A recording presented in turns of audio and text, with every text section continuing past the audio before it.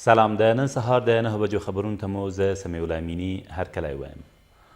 د ولسي جرګې غړي به نن د یادې جرګې د ریاست په ټاکنو کې د یوې شکمنې رایې په اړه رایه اچونه وکړي او وروستۍ پریکړه به اعلان کړي.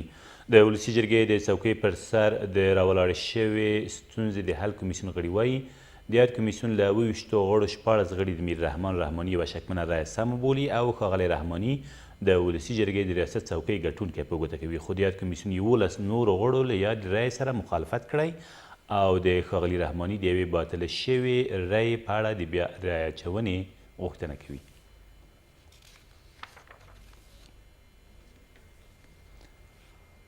د ولسمشر غني د هیواد له صنعتکارانو سره په کتنه کې وویل د بهرنیو تولیداتو د مخنیوي په موخه چې په قاچاقي ډول افغانستان ته راوړل شوي د هیواد په بیلابیلو سیمو کې 15 مرکزونه جوړیږي. ښاغلي غني په دې کتنه کې چې تیر ماښام په ولسمشرۍ ماڼۍ کې ترسره شوه په دې برخه کې د سوداګرو او پانګوالو د همکارۍ غوښتونکی شو. ولسمشر د ګمرکونو پر کنټرول له ټینګار سربیره له سوداګرو وغوښتل چې دولت خپل شریک وګڼي او دا ګډ کار باید مخیز وي. لوی څارنوالۍ د سمنګان په رویداب ولسوالۍ کې پر یوې قابلې د جنسي تیري په اړه د شوې ادعا د څېړنې په موخه یو پلاوی ګمارلی دی. د دغه بنسټ ویاند وایي دغه پلاوی تېره ورځ سمنګان ولایت ته تللی څو یاده پیښه په هر اړخیزه توګه وڅېړي.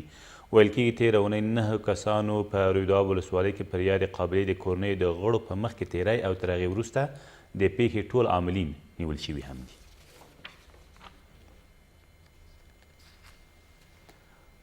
د ټاکنو خپلواک کمیسیون د تلې پر شپږمه په یو وخت د 3 ټاکنو ترسره کېدل نه دي وروستي کړي.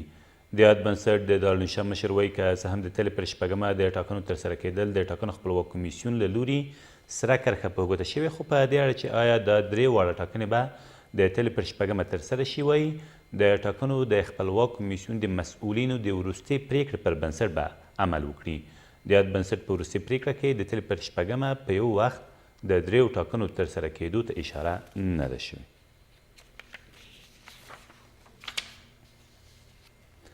په هیواد کې سیاسي لانجې او ناامنۍ د بهرنیو اسعارو په ځانګړې توګه د ډالرو پر وړاندې د افغانیو د ارزښت د کمښت بنسټیز لاملونه دي.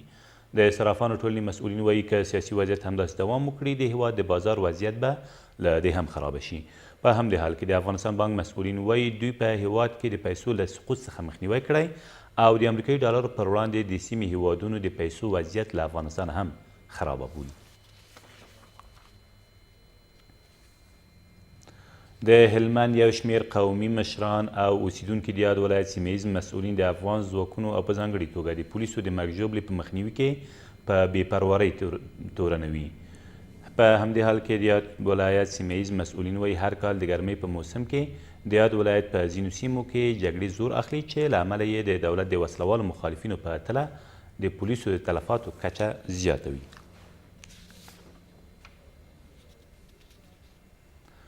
د کونړ په شیګل ولسوالۍ کې د 2 منځنیو ښوونځیو ودانۍ بشپړې او تېره ورځ ګټې اخیستنې ته وسپارل شوې. پر دغو ښوونځیو چې یوې د نجونو او بلې د هلکانو دی 22.5 میلیونه افغانۍ لګښت راغلی چې د هند له لوري ورکړل شوي دي.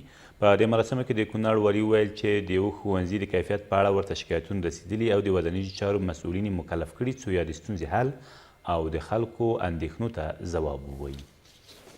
هندوستان په مرسته د هغوی په کمک په کونړ ولایت کې او په خاصه توګه د شیګل په ولسوالۍ کې 2 متوسطې مکتبونه تکمیلیږي او تقریبا جمله د دغو مصارف یې 22.5 میلیونه افغانیو په ارزښت دي او دا ځینې نیمګړتیاوې لري. د دغو نیمګړتیاوو په لرې کولو کې هم تضمین موږ تر ساتلی ده او هم تعهد مو اخیستی ده د دغه قراردادي نه. او ولسمشر غني تیر مازدیګر د برټانیې د نوي سفیر علي سونماري بلیک باورلیک د یو لړ تشریفاتي مراسم په ترڅ کې ومانه.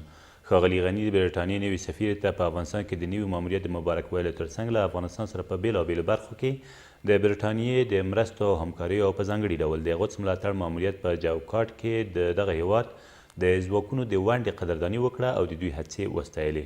د برټانیې نوي سفیر په افغانستان کې پر خپل ماموریت خوښي وښوده او زیاته کړه چې د افغانستان او برټانیې ترمنځ د اړیکو او همکاریو د لا پیاوړتیا او پراختیا لپاره به هلې ځلې وکړي. دا تر دې مهاله وروستي خبرونه، تر بیا مو الله امان.